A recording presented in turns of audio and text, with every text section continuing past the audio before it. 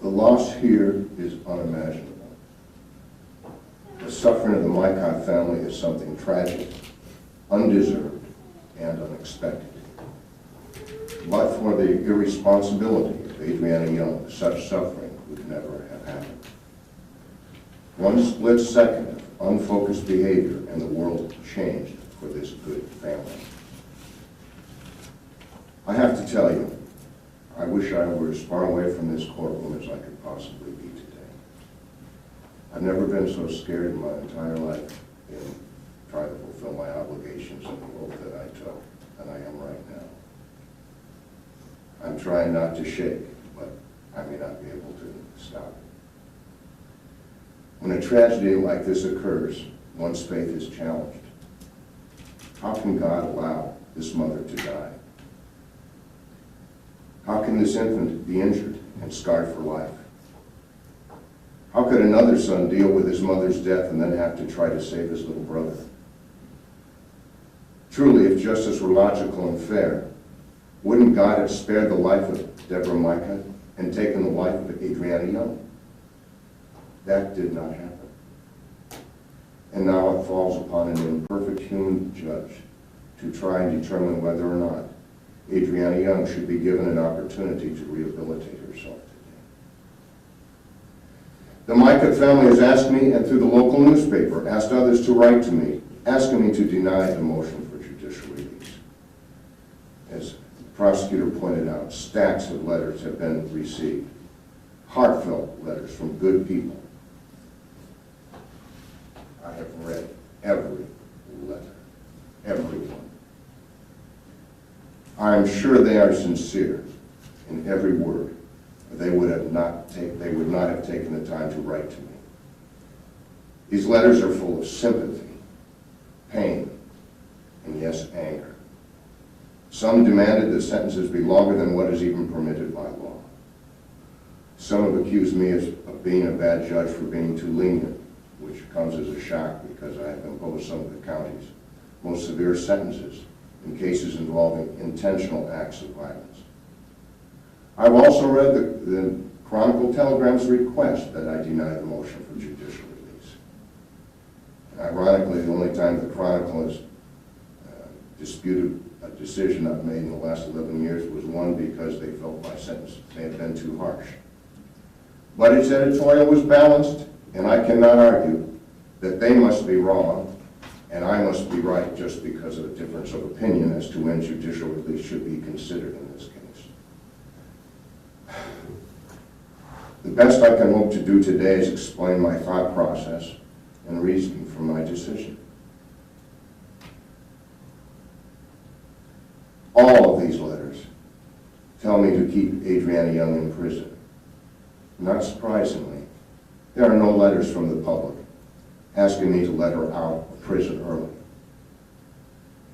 The easiest road for me to take today would be to do what all these people, Mr. Micah so poignantly states and requests, and the newspaper has demanded that I do. However, in the process of fulfilling my oath as a judge, I'm not allowed to let myself be influenced by public pressure or fear that I will be criticized for making a decision when I believe that it follows the law. One of the letter writers reminded me that I took an oath to our county.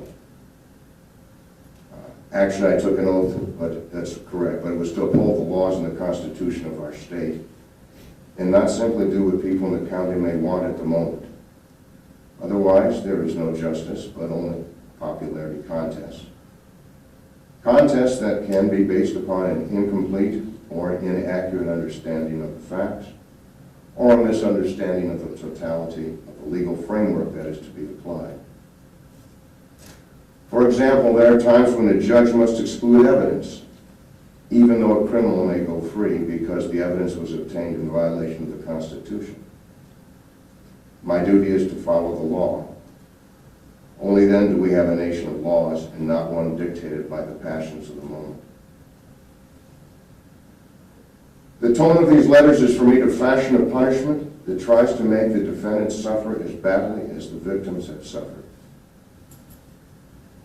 So often that is what people consider to be necessary for a punishment to be fair.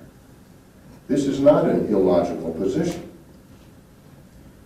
Indeed, where defendant's intention was to cause harm without any justification, a stiff prison sentence without any possibility for judicial release is completely appropriate.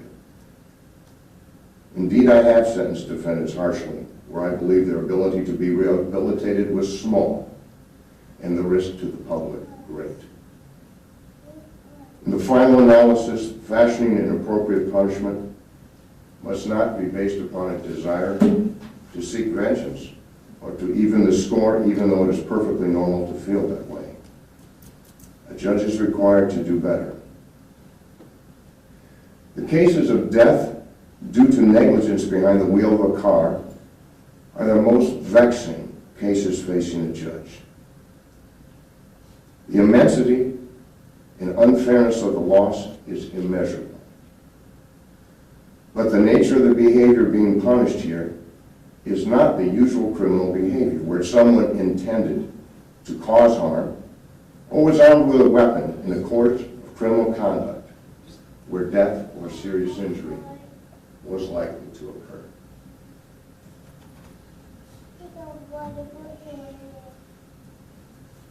Most, if not all, the letter writers assume that Ms. Young was driving under the influence of marijuana or alcohol.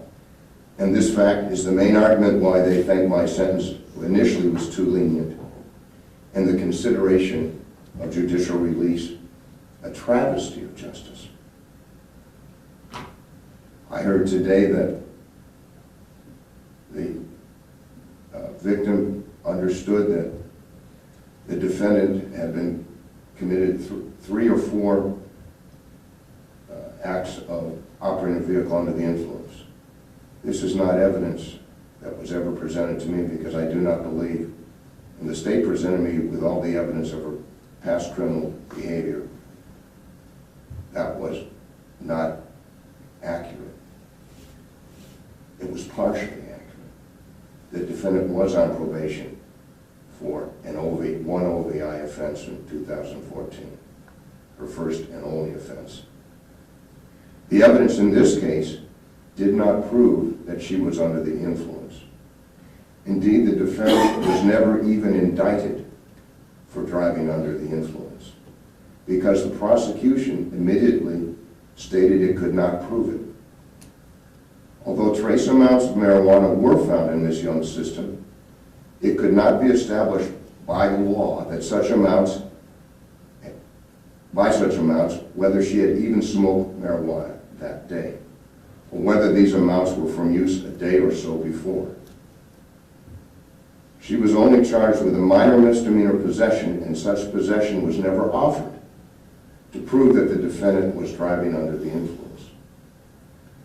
Where the prosecution does not even have evidence to charge the defendant with driving under the influence, let alone prove it to be the case, a judge must not let the fact that others believe this to be the case influence a decision about the appropriate punishment or whether or not judicial release should be attempted.